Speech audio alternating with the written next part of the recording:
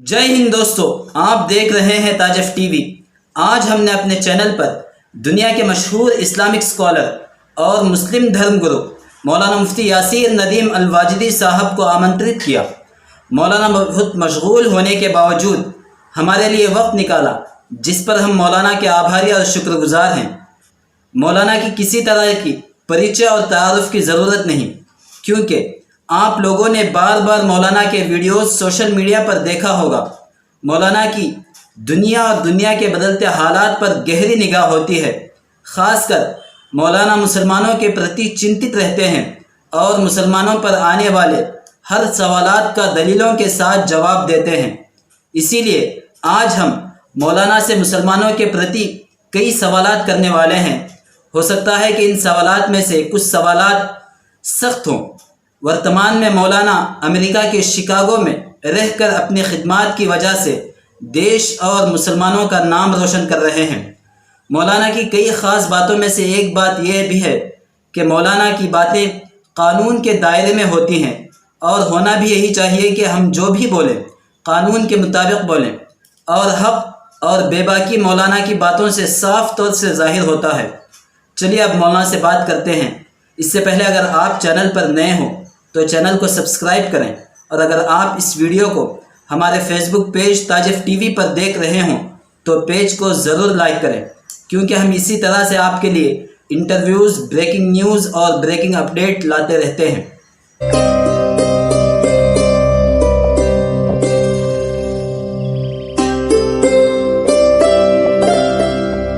मौलाना, सबसे पहले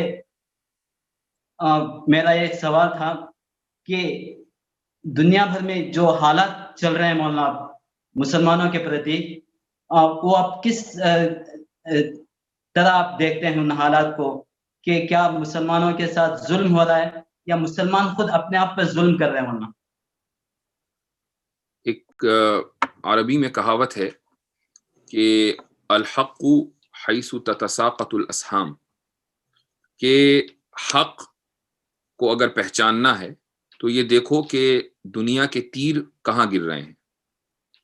तो इस वक्त मुस्लिम उम्मत के ऊपर हर तरफ तीरों से बरसात है, चाहे वो मगरिब में बसने वाले मुसलमान हों या मगरिबी मुल्कों की तरफ से जो मसाइल गुज़िश्ता 100 साल में खड़े किए गए हैं मुसलमानों के खिलाफ, या फिर वो इंडिया जैसे कमज़ोर ममालिक की सूरत हाल हो।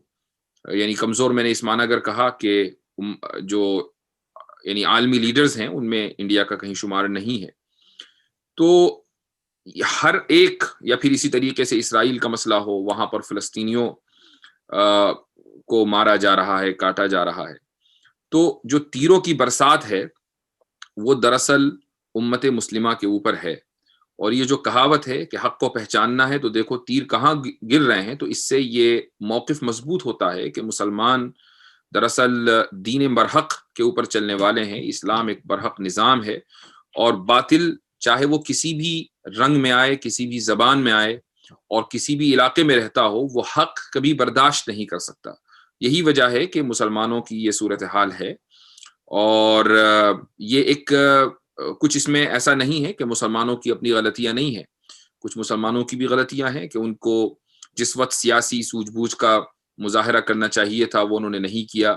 जो तालीमी उनको प्रोग्रेस करनी चाहिए थी वो उन्होंने नहीं की। वो सारे अपनी अवामिल अपनी जगह हैं, लेकिन साथ में ये एक तकवीनी निज़ाम है खुदा का कि हक़ की दुश्मनी हर जगह और हर ज़माने में होती ही है। मौलाना, आप दुनिया भर के हालात से वाकिफ़ हैं, तो मैं ये पूछना चाह रहा था कि मुसलमानों के प्रति जो गैर मुस्लिम है, जो नॉन मुस्लिम है, वो क्या सोच रखते हैं मौलाना? क्या सोच उनका पॉज़िटिव है या मुसलमानों के प्रति या नेगेटिव है? ज़्यादातर क्या सोच रखते हैं मौलाना? ये डिपेंड करता है कि वो जो गैर मुस्लिम हैं उनका अपना वर्ल्ड व्यू क्या है। अगर उनका वर्ल्ड व्यू वो है जो मीडिया ने उनको दिया है, तो ज़ाहिर है कि उनकी जो फीलिंग या उनकी जो मालूमात होगी मुसलमानों के ताल्लुक से वो नेगेटिव होगी। चूँकि अगर आपका सोर्स ऑफ इंफॉर्मेशन एक नेगेटिव चीज़ है जिसको हम मीडिया कहते हैं, यानी मैं हर एक मीडिया चैनल को नहीं कह रहा हूँ बल्कि ओवरऑल 99% यही सूरत हाल है। चूँकि जो یہ میڈیا آؤٹلیٹس ہیں، یہ بزنس ہے. بزنس چلتا اس وقت ہے کہ جب آپ مرچ مسالہ لگا کر خبریں چلائیں. تو اگر سورس آف انفارمیشن آپ کی یہ میڈیا چینلز ہیں تو آپ لا محالہ مسلمانوں کے تعلق سے نیگیٹو خیال رکھیں گے. اور یہ صرف غیر مسلموں کا ہی کی صورتحال نہیں ہے، بلکہ وہ مسلمان بھی جو میڈیا سے اپنی انفارمیشن لیتے ہیں اپنے مسلمان بھائیوں سے بدظن ہو جاتے ہیں. لیکن اگر آپ میں تھوڑی سی بھی عقل ہے اور آپ یہ جانتے ہیں کہ میڈیا سورس آف انفارمیشن نہیں ہے بلکہ سورس آف انٹرٹینمنٹ ہے، جس طریقے سے فلمیں، گانے بجانے یہ سب ہوتا ہے، ایسے میڈیا کے اندر بھی انٹرٹین کیا جاتا ہے، تھوڑی بہت خبر بھی لگا دی جاتی ہے. اور یہ وہ چینلز ہیں کہ جہاں ایک سچ کو بیان کرنے کے لیے 99 جھوٹ ساتھ میں ایڈ کیے جاتے ہیں. اگر آپ اتنی عقل اور اتنا شعور رکھتے ہیں، اتنا اویئرنیس رکھتے ہیں، تو آپ مسلمانوں کے بارے میں کبھی بھی بدظن نہیں ہوں گے، چونکہ آپ کو معلوم ہے کہ جو ٹی وی کے اوپر دکھایا جا رہا ہے وہ غلط ہے. تو یہ ڈیپینڈ کرتا ہے کہ آپ کس سے گفتگو کر رہے ہیں اور کون لوگ ہیں. مولانا صاحب، جو اسلام فوبیا پھیلایا جا رہا ہے، اس کی وجہ سے مسلمانوں کا نقصان ہو رہا ہے فائدہ؟ کیونکہ اسلام فوبیا کی وجہ سے ہی آج کل مسلمانوں کے پرتی جانکاری حاصل کر رہے ہیں غیر مسلم، تو اس سے فائدہ ہو رہا ہے نقصان؟ میرے نزدیک یہ ایک ایسی چیز ہے کہ ایک ایسا شر ہے کہ جس سے خیر نکلتی ہوئی نظر آ رہی ہے. یعنی آپ اس کو یہ بھی نہیں کہہ سکتے کہ یہ 100% خیر ہے اور یہ بھی نہیں کہہ سکتے کہ 100% شر ہے. یہ جو ایول اور گڈ کا جو مسئلہ ہے نا، شر اور خیر کا، یہ بہت سبجیکٹو ہے. سبجیکٹو کا مطلب یہ ہوتا ہے کہ بعض مرتبہ آپ دیکھیں گے کہ شر سے خیر نکل رہی اور بعض مرتبہ آپ کو محسوس نہیں ہوگا. تو اسلامو فوبیا کے نتیجے میں یہ ہوا کہ جب لوگوں نے مختلف اسلامو فوبز نے جو اسلام دشمنی میں یعنی گھلے جا رہے تھے، جب انہوں نے انٹرنیٹ کا اور میڈیا کا، سوشل میڈیا کا سہارا لیا، اسلام کے خلاف الٹی سیدھی انفارمیشن پھیلانی شروع کی، تو اس سے دو فائدے ہوئے. پہلا فائدہ تو یہ ہوا کہ جو عقل مند غیر مسلم تھے، یعنی اندھ بھکت نہیں تھے، انہوں نے سوچا کہ یار یہ تو بڑی عجیب بات ہے، مجھے خود مطالعہ کرنا چاہیے اور دیکھنا چاہیے کیا واقعی اسلام میں یہ سب باتیں ہیں. تو جب انہوں نے مطالعہ کیا اور قرآن کریم پڑھنا شروع کیا، تو ہم تو چاہتے ہیں کہ سب لوگ قرآن کریم پڑھیں، تو ان میں سے ایک بڑی تعداد کو اللہ تعالیٰ نے ہدایت دی. دوسرا فائدہ یہ ہوا کہ جو مسلمان نوجوان ابھی تک دین سے جڑے ہوئے نہیں تھے اور ان کو صرف اتنا پتا تھا کہ دین کا مطلب ہے نماز پڑھ لینا، رمضان آئے تو روزہ رکھ لینا، رمضان ختم ہو تو عید منا لینا، اس کے علاوہ ان کو زیادہ کچھ نہیں پتا تھا. تو لیکن جوش تھا، چونکہ پیدائشی مسلمان تھے، تو اسلام کے تئیں ایک دل میں جو ہمدردی ہوتی ہے وہ تھی. تو جب انہوں نے وہ اعتراضات اور وہ اسلام فوبیا کے تعلق سے جو پورا پروپیگنڈا کیا گیا ہے وہ جب دیکھا اور سنا، تو انہوں نے اسلام کا مطالعہ کرنا شروع کیا، اسلام کے بارے میں جانکاری حاصل کرنی شروع کی. ابھی یعنی آپ کے ہاں اس وقت، یعنی اب سے چند گھنٹے پہلے، تقریباً 12-13 گھنٹے پہلے، میری ایک زوم ایپ پر ہی گفتگو ہوئی گجرات کے کچھ نوجوانوں سے. کوئی آئی ٹی میں تھا، کوئی لا اسکول کالج میں تھا، کوئی مطلب مختلف جدید پڑھے لکھے نوجوان. تو ان کے جو اعتراضات تھے وہ وہی اسلام فوبیا کی وجہ سے تھے. اور ان میں سے ایک نے کہا کہ میں جب ان چینلوں کو دیکھتا ہوں، ان لوگوں کی گفتگو سنتا ہوں، تو میرا ایمان یعنی کمزور ہو جاتا ہے، تو میں چاہتا ہوں کہ آپ میرے وہ اعتراضات کلیئر کر دیجئے. تو میرے ذہن میں یہ بات آئی کہ اگر یہ پروپیگنڈا نہ ہوتا اسلام دشمنوں کی طرف سے اور اسلام فوبس کی طرف سے، تو یہ جو نوجوان ہیں یہ تو اپنی معمول کی زندگی جیتے رہتے، ان کو اس سے کوئی فرق نہیں پڑتا تھا کہ اسلام میں کیا چیز کیوں کہی گئی ہے. کہ آج وہ ایک عالم سے رابطہ کر رہے ہیں، پوچھ رہے ہیں کہ کیا چیز کیوں کہی گئی. تو یہ اس کا دوسرا فائدہ ہے. اس میں تھوڑا زیادہ نظر آ رہا ہے کہ ہاں، وہ آپ کہہ سکتے ہیں، بالکل جاننے کی کوشش کریں اسلام کو. بالکل. مولانا، وشو بھر میں جو مسلمان ہیں وہ اپنے کاموں کے پرتی بدنام ہیں یا انہیں صرف بدنام کیا جا رہا ہے؟ اس کی تھوڑی سی وضاحت کیجئے کہ اپنے کاموں کے تعلق سے بدنام ہیں یا بدنام کیا جا رہا ہے، کیا مطلب ہے؟ آپ یعنی کس طرح کے کام مراد؟ میں تھوڑے دن پہلے ایک لیکچرر تھے، ان کا ایک مضمون پڑھ رہا تھا، عورت کچھ تھے، وہ لکھتے ہیں کہ اسلام، جب میں نے اسلام کا مطالعہ کیا تو اسلام بہت خوبصورت، ایک وہ مثال دیتے ہوئے لکھتے ہیں کہ ان کے لفظ ہیں کہ اسلام ایک بہت خوبصورت ایک باغیچہ ہے، بہت خوبصورت ایک گھر ہے، جس میں جو بھی دیکھتا ہے وہ چاہتا ہے کہ اس گھر میں، اس باغیچے میں، اس خوبصورت باغیچے میں داخل ہوں. لیکن چند مسلمان یہ وہ خود لکھتے ہیں کہ چند مسلمان بھیڑیوں کے شکل میں اس باغیچے یا اس گھر کے دروازے پہ بیٹھے ہوئے ہیں، جس کی وجہ سے کوئی اس دروازے سے ہو کر باغیچے میں داخل ہونا نہیں چاہتا. یہ ان کے لفظ ہیں. میں سمجھتا ہوں کہ جن کا مضمون آپ نے پڑھا اور جن کے مضمون کا آپ حوالہ دے رہے ہیں وہ لبرلزم کے زہر کا سخت شکار ہیں، اور یہی وجہ ہے کہ ان کو عام مسلمان یا مذہب پر چلنے والے مسلمان بھیڑیے نظر آتے ہیں. یہ اگر اس سے مراد یہ ہے کہ بھئی مسلمانوں کے یہاں کرپشن ہوتا ہے، مسلمان خود دین کے اوپر نہیں چلتے، یعنی تعلیم کے اندر پیچھے ہیں، اور مختلف خرابیاں جو ایک معاشرتی خرابیاں ان کے یہاں ہیں، تو اس میں تو کوئی شک نہیں ہے، اور اس کی وجہ اسلام نہیں ہے، یا اس کی وجہ ان کا مسلمان ہونا نہیں ہے، بلکہ اس کی وجہ وہ علاقہ ہے جہاں وہ رہتے ہیں. آپ یہ دیکھیں کہ بر صغیر کا جو علاقہ ہے یہ دنیا کے کرپٹ ترین علاقوں میں سے ایک ہے. آپ چاہے پاکستان چلے جائیں، آپ چاہے بنگلہ دیش چلے جائیں، آپ چاہے انڈیا میں آ جائیں یا سری لنکا چلے جائیں، یعنی دنیا میں آپ کو اگر سب سے زیادہ کہیں کرپشن دیکھنا ہے بڑے خطے میں تو بر صغیر آ جائیے. اب یہاں پر کوئی تفریق نہیں ہے کہ ہندو کرپٹ ہوگا اور مسلمان نہیں ہوگا، یا مسلمان ہوگا اور ہندو نہیں ہوگا، سب کرپٹ ہیں. چونکہ پورا سسٹم یعنی گزشتہ 200 سال سے کرپشن میں نسلیں پروان چڑھی ہیں، تو آپ یہ نہیں کہہ سکتے کہ بھئی ایک قوم ہے دوسری قوم نہیں ہے. اس لیے مسلمانوں کو اگر انڈیا کا کوئی مسلمان ہوگا اور وہ اپنے مسلمانوں کا جائزہ لے گا تو اس کو لگے گا یار ہمارے یہاں دین میں کوئی کرپشن کا یعنی کرپشن کے خلاف مکمل تعلیمات ہیں، لیکن مسلمان کو دیکھو بہت سے مسلمان کرپشن کرتے ہیں. تو اس کا تعلق مذہب سے نہیں بلکہ علاقائیت سے ہے، اس کا تعلق اس علاقے کے اثرات سے ہے. لیکن اگر آپ انہی مسلمانوں کو آپ ملیشیا میں دیکھیں، آپ انڈونیشیا میں دیکھیں، آپ انہی مسلمانوں کو مغربی ممالک میں آ کر دیکھیں، آپ کو لگے گا کہ اخلاق کے اعلیٰ پیمانے پر وہ لوگ فائز ہیں، اعلیٰ تعلیم یافتہ ہیں. اگر کسی شخص کے یہاں دنیاوی زندگی کے اچھا ہونے کا معیار پیسہ ہے تو مغربی ممالک میں آپ آئیے تو وہاں آپ کو اندازہ ہوگا کہ مسلمان ایک اپر کلاس سے تعلق رکھتے ہیں. انہوں نے بڑی بڑی خوبصورت مساجد بنائی ہیں، مدارس بنائے ہیں، یونیورسٹیز بنائی ہیں، اسکولز کالجز بنائے ہیں، ہر میدان میں وہ آگے ہیں ماشاءاللہ. تو صرف چند علاقے کے مسلمانوں کو دیکھ کر یہ فیصلہ نہ کیا جائے، چونکہ مسلمان کا تعلق صرف انڈیا پاکستان سے نہیں ہے، یہ امت تو پوری دنیا میں ہے. مولانا آپ تو امریکہ میں تشریف رکھتے ہیں، کیا امریکہ میں سختہ بدلنے کی وجہ سے اس کے اثرات دنیا بھر میں پڑتے ہیں کیا مولانا؟ بالکل پڑتے ہیں، اور اس کی وجہ یہ ہے کہ امریکہ ہی نہیں، اگر دنیا میں کوئی دوسرا ملک سپر پاور ہوتا، آج سے کوئی تقریباً 30-35 سال پہلے تک دنیا میں 2 قطبی نظام تھا، یعنی 2 سپر پاور ہوا کرتے تھے، ایک امریکہ اور دوسرا رشیا.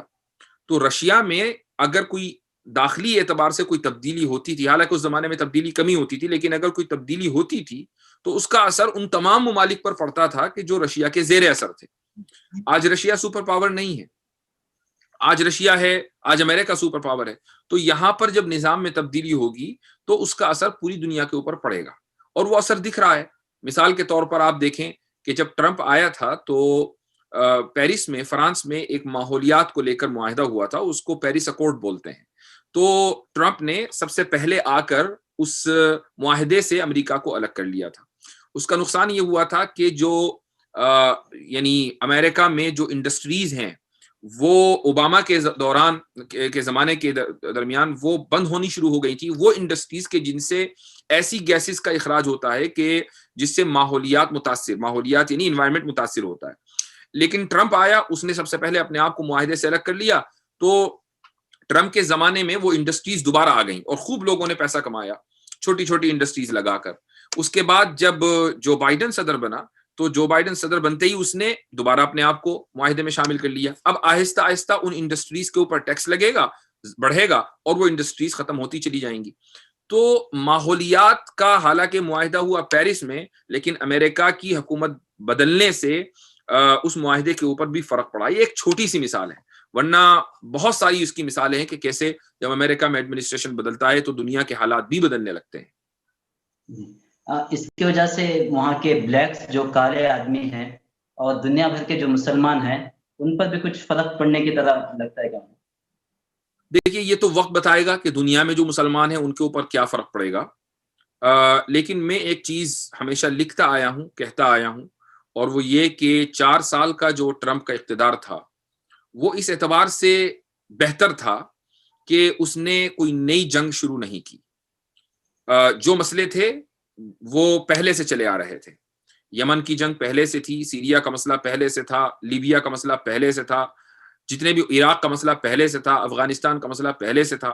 ٹرمپ نے آ کر یہ کیا کہ عراق سے اپنے فوجی واپس بلانے کے لیے اس نے یعنی پلاننگ کی. اسی طریقے سے عراق میں افغانستان میں اس نے معاہدے کیے، وہاں سے فوج واپس بلانے کا اس نے ریزولوشن پاس کیا، فوج واپس جانے لگی. اور جہاں جنگ چل رہی تھی، جہاں حالات تھے وہ ویسے ہی تھے، لیکن نئی جنگ شروع نہیں ہوئی. اوباما نے نئے نئے محاذ کھولے ہیں اور بہت زیادہ بڑی تعداد میں محاذ کھولے ہیں. اس سے پہلے بش نے جو کیا وہ ساری دنیا جانتی ہے کہ اس نے عراق اور افغانستان دونوں ملکوں کے اوپر حملہ کیا. تو ٹرمپ اس اعتبار سے بہتر تھا. لیکن اب جو بائیڈن نئے پریزیڈنٹ آیا ہے تو اس سے توقع تو لوگوں کو بہت زیادہ ہے کہ نئے ماحول یا نئے محاذ قائم نہیں ہوں گے، لیکن مجھے ذاتی اعتبار سے کوئی توقع نہیں ہے. میں سمجھتا ہوں کہ بائیڈن کی حمایت کرنے والی امریکہ میں وہ لابی ہے کہ جن کا بزنس ہتھیاروں کی فروخت سے چلتا ہے. جب تک دنیا میں جنگ نہیں ہوں گی ہتھیار نہیں بکیں گے، اور ہتھیار نہیں بکیں گے تو ان لوگوں کی کمپنیاں نہیں چلیں گی. تو ان لوگوں نے لابنگ کر کے اور ان لوگوں نے پروموٹ کر کے بائیڈن کے حق میں فضا بنائی ہے. یہ میں سمجھتا ہوں، یہ میری ذاتی رائے ہے. مولانا تو کچھ ہندوستانی مسلمانوں کے بارے میں بات کریں گے تو آپ کس طرح دیکھتے ہیں مولانا ہندوستانی مسلمانوں کا حال اور مستقبل دونوں آپ کس طرح دیکھتے ہیں؟ حال تو اچھا نہیں ہے، مستقبل بہت اچھا ہے.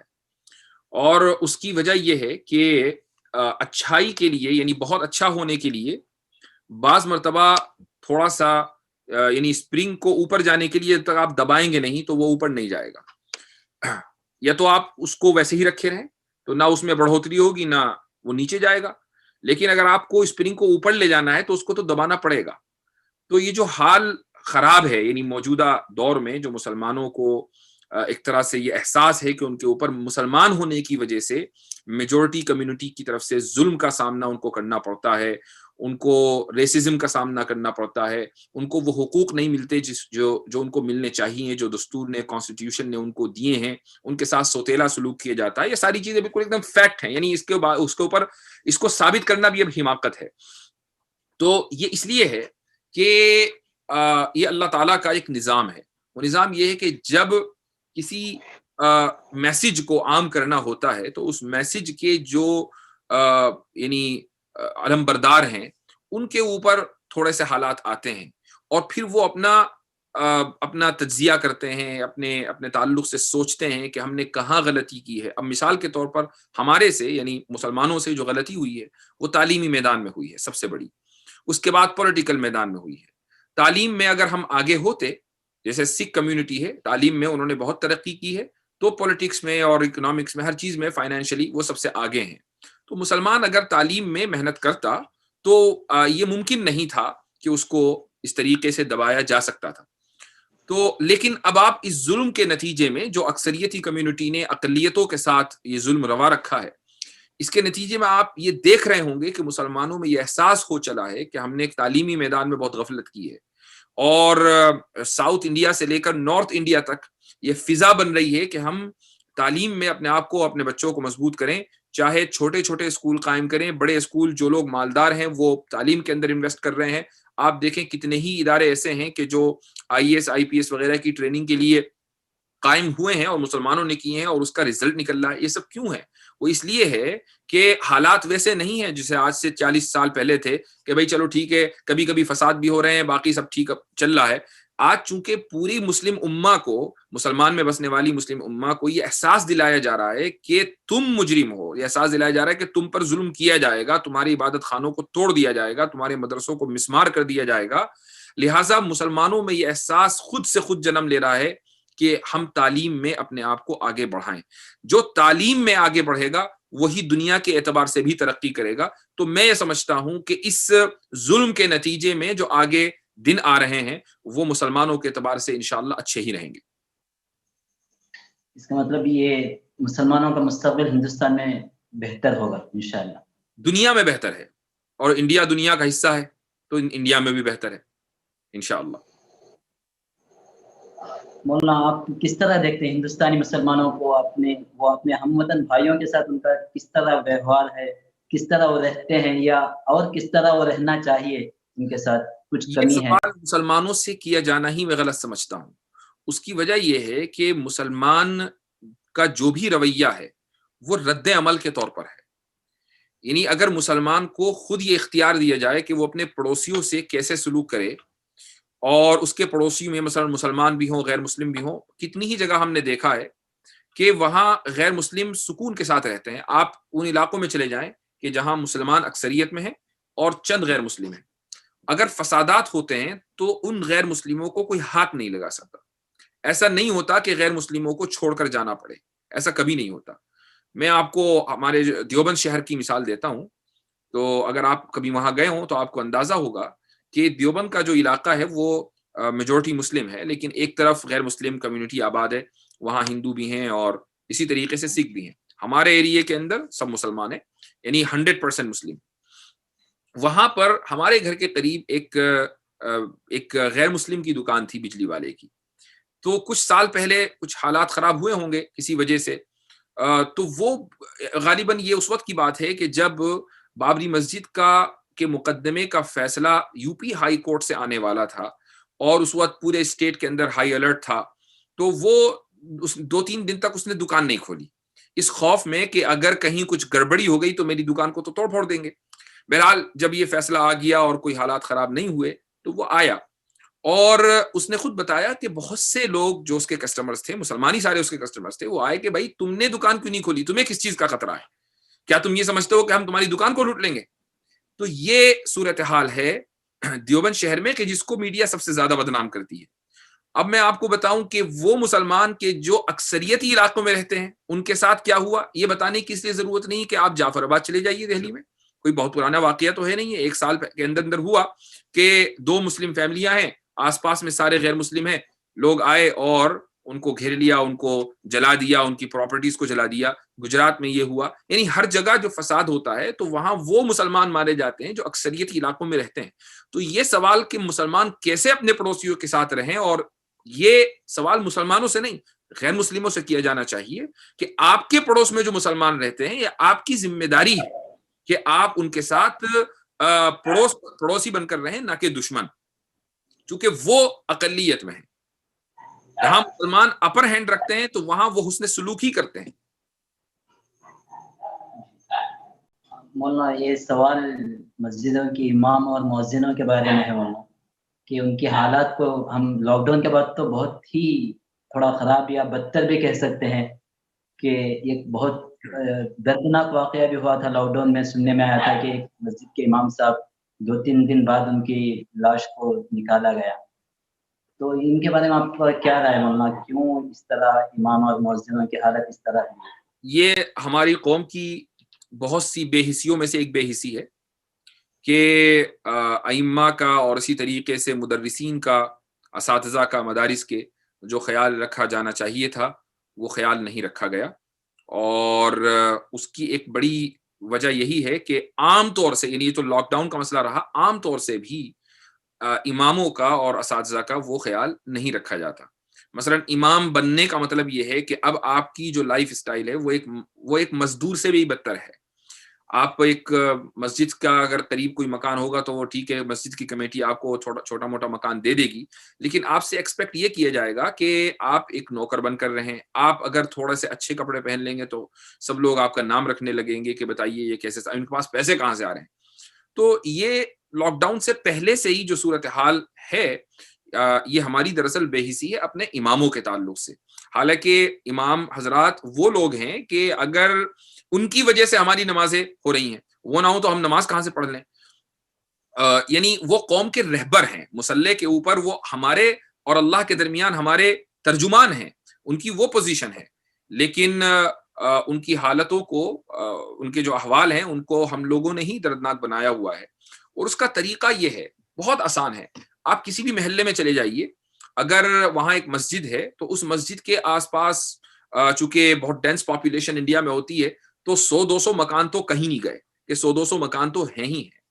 اگر ہر مکان سے امام صاحب کی تنخواہ کے مد میں 200-300 روپے 100 روپے بھی میں کہتا ہوں ان مکانوں سے لیے جائیں تو کتنی بڑی رقم جمع ہو جاتی ہے اور بہت آسانی کے ساتھ امام کو تنخواہ دی جا سکتی ہے. لیکن مسجد کی کمیٹی کے اوپر جو لوگ ذمہ دار بن کر بیٹھے ہوئے ہیں دراصل یہ لوگ ہیں جو مجرم ہیں اور ان کو اللہ کے یہاں بھی جواب دینا پڑے گا اور اس دنیا کے اندر جو یہ لعنت کے مستحق ہوں گے وہ تو ہوں گے ہی ہوں گے کیونکہ ان کی وجہ سے اماموں کی جو صورتحال ہوئی ہے وہ ان کی وجہ سے ہوئی ہے. اس کے بعد پھر لوگ کمیٹی بنا لیتے تنظیم بنا لیتے حکومت سے مطالبہ کرتے ہیں کہ جی آپ تنخواہ دیں. حکومت کیوں تنخواہ دے گی اماموں کی؟ امام حکومت کے نہیں ہیں, امام مسلمانوں کے ہیں. یہ مسلمانوں کی ذمہ داری ہے کہ وہ اماموں کو اس طرح رکھے جیسا کہ کسی آفیسر کی ایک تنخواہ ہوتی ہے, کسی ایک بڑے ڈاکٹر کی تنخواہ ہوتی ہے. امام کو ایسا ہونا چاہیے.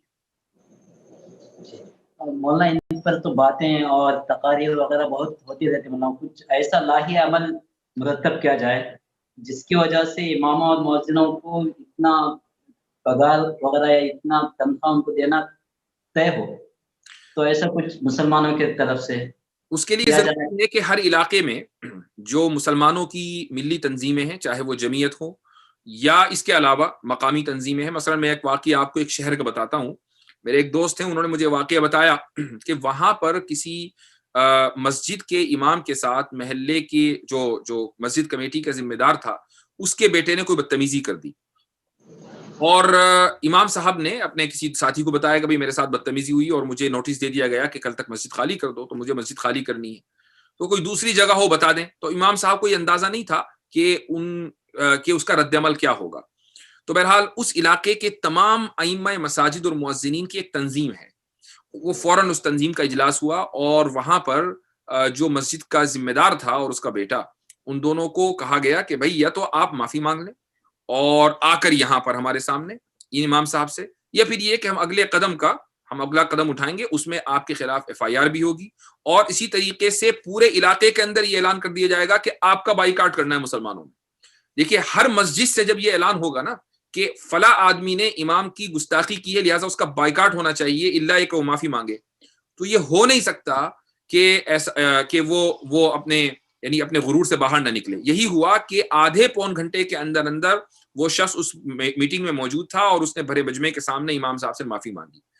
تو کہنے کا مقصد یہ ہے کہ اگر مسلمان اور ائمہ مساجد اور مؤذنین منظم ہو کر اس طرح کی تحریک چلائیں گے کہ بھئی ہم نے یہ اسٹینڈرڈ رکھا ہے تنخواہ کا, اس سے نیچے نہیں ہوگی. مسجد اگر کا سائز یہ ہے, مثلا مسجد میں جمعہ میں 500 لوگ آتے ہیں تو تنخواہ اتنی ہونی چاہیے, 100 لوگ آتے ہیں تو تنخواہ اتنی ہونی چاہیے. اب یہ تمام لوگوں کی ذمہ داری ہوگی, یعنی جو علماء ہیں, کہ وہ کسی ایسی مسجد میں مثلا جہاں پر تنخواہ نہیں دی جا رہی ہے اور کمیٹی نے اس مسجد کی جو مسلمانوں کی جو یا ائمہ مساجد کی جو تنظیم ہے انہوں نے اس مسجد کی کمیٹی کا بائیکاٹ کیا ہوا ہے, تو کوئی دوسرا عالم جا کر وہاں امام نہ لگ جائے. یا پھر خود علماء کو سوچنا چاہیے کہ وہ اس کمیٹی کے فیصلے کی حمایت کریں. تو اس طریقے سے منظم ہو کر جب آپ اقدام اٹھائیں گے تو یقیناً اس کا نتیجہ نکلے گا. مولانا اگر آپ اجازت دیں تو میں 2 سوال سیاسی کر لوں. ہاں ضرور. ہندوستان کا یہ مولانا جو آپ تو امریکہ میں رہتے ہیں, وہاں پہ جو لا نکالا گیا تھا کرشی قانون کے اعتبار سے, تو اسی طرح سیم ہندوستان میں نکالا گیا کہ کسانوں کا جو منڈیاں ہیں اس کو پرائیویٹ کر دیا جائے گا اور جو بھنڈار بنایا جائے گا اس کی پرمیشن دے دی گئی ہے. تو اس بارے میں کسانوں کو نفع ہے یا نقصان؟ مولانا آپ وہاں پہ رہتے ہیں, آپ بہتر جانتے ہیں. دیکھیے یہاں پر تو کسانوں کو نفع ہی نفع ہے. امریکہ میں تو کسانوں کو نفع ہی نفع ہے چونکہ سبسڈی بہت زیادہ ملتی ہے اور یہ ایک نیشنل نہیں انٹرنیشنل ایشو ہے کہ حکومت اپنے کسانوں کو یہاں پر سبسڈی بہت دیتی ہے. یہ ایک انٹرنیشنل ایشو ہے کہ جس کی وجہ سے جو عالمی منڈی ہے اس میں دوسرے ملکوں کو نقصان ہوتا ہے. انڈیا میں چونکہ حکومت بدنیت ہے, یعنی دوسرے ممالک میں جو حکومت آتی ہے وہ اپنے عوام کا کسی نہ کسی حد تک سوچتی ہے. ٹرمپ سے بہت سے لوگ ناراض تھے لیکن سارے لوگ ناراض نہیں تھے. ٹرمپ کے سپورٹر بہت بڑی تعداد میں تھے, یعنی ٹرمپ کو عام حالات میں اتنے ووٹ نہ ملتے جتنے ان حالات کے اندر ووٹ ملے ہیں. حالانکہ ٹرمپ کی بہت سی پالیسیاں دوسرے جو مقامی امریکن تھے ان کے حق میں نہیں تھی. مثلاً کالے اس کو پسند نہیں کرتے تھے, لبرل گورے اس کو پسند نہیں کرتے تھے. اس کے باوجود ملک کے لیے جو کچھ وہ کرتا تھا وہ ملک کے مفاد میں بھی کرتا تھا. بدنیت مکمل 100% نہیں تھا. انڈیا میں جو حکومتیں ہیں وہ بدنیت ہوتی ہیں. ان کو یا تو اپنا پیٹ پالنا ہوتا ہے, یا وہ فائنانسرز, وہ کمپنیاں کہ جنہوں نے ان کو حکومت میں لانے کے لیے پیسہ خرچ کیا ہے, ان کو پالنا ہوتا ہے. ظاہر ریٹرن بھی تو دیں گے نا, یعنی انویسٹمنٹ ہوا ہے تو اب پروفٹ کے ساتھ ریٹرن جانا ہے. تو اس لیے یہ توقع کرنا کہ کسانوں کو اس بل سے فائدہ ہوگا, میں نہیں سمجھتا کہ یہ درست ہے. اور پھر سب سے بڑی بات یہ ہے کہ جمہوریت میں یہ دیکھا جاتا ہے کہ پبلک کیا چاہتی ہے. تو کسان یہ چاہتے ہیں کہ یہ بل نہ آئے. اب اگر کوئی یہ کہہ رہا ہے کہ بھئی ہمیں تو اپنی بھلائی نہیں چاہیے, ہم تو اسی طریقے سے رہیں گے جس طریقے سے رہتے آ رہے ہیں, تو یہ حکومت کو چاہیے کہ ان کی سنیں, نہ یہ کہ کمپنیوں کی سنیں.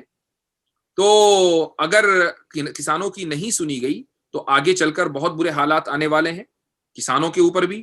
اور چونکہ انہی کے توسط سے مال پھر منڈیوں میں آتا ہے, جو وہ اگاتے ہیں غلہ تو وہی منڈی میں آتا ہے, تو عام لوگوں کو بھی پھر مہنگائی کا بے انتہا سامنا کرنا پڑے گا اس ملک میں کہ جس کی جی ڈی پی بہت نیچے چلی جا رہی ہے اور جو ترقی کی دوڑ سے بہت پہلے کہیں بچھڑ گیا ہے.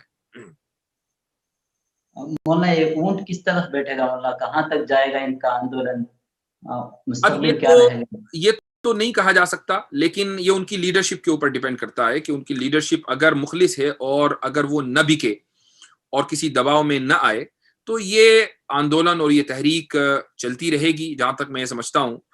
اور ہو سکتا ہے کہ پھر اس تحریک سے دوسری تحریکیں بھی جنم لیں, یعنی اس معنی اگر کہ وہ اس سے سبق سیکھیں کہ ہاں بھائی آندولن اس طریقے سے چلا کرتا ہے. تو یہ لیڈرشپ کے اوپر ڈیپینڈ کرتا ہے کہ وہ کتنی مخلص ہے. تو حکومت کے رویے سے کیسا لگتا ہے مولانا, حکومت مان لے گی ان کی باتیں؟ یہ تو ابھی نہیں کہا جا سکتا. ظاہر ہے کہ نہ میں یعنی حکومت میں شامل ہوں, نہ حکومت کے کسی فرد سے میرا کوئی رابطہ ہے. یعنی حکومت مانے گی نہیں مانے گی, میں نے پہلے کہا بدنیت ہے, بد کردار ہے. تو جو لوگ بد کردار اور بدنیت ہوتے ہیں وہ بے ضمیر بھی ہوتے ہیں. تو اس بے ضمیری کی وجہ سے وہ یعنی کسانوں کے مسئلے کو ماننے آسانی کے ساتھ مشکل لگتا ہے. مولانا بہت بہت شکریہ, آپ نے ہمیں وقت دیا. بہت بارک اللہ فیکم. اسی امید کے ساتھ ہم آپ سے ودا ہوں گے کہ آپ آئندہ بھی ہمیں بار بار موقع دیتے رہیں گے. انشاءاللہ. جزاکم اللہ خیرا. السلام علیکم.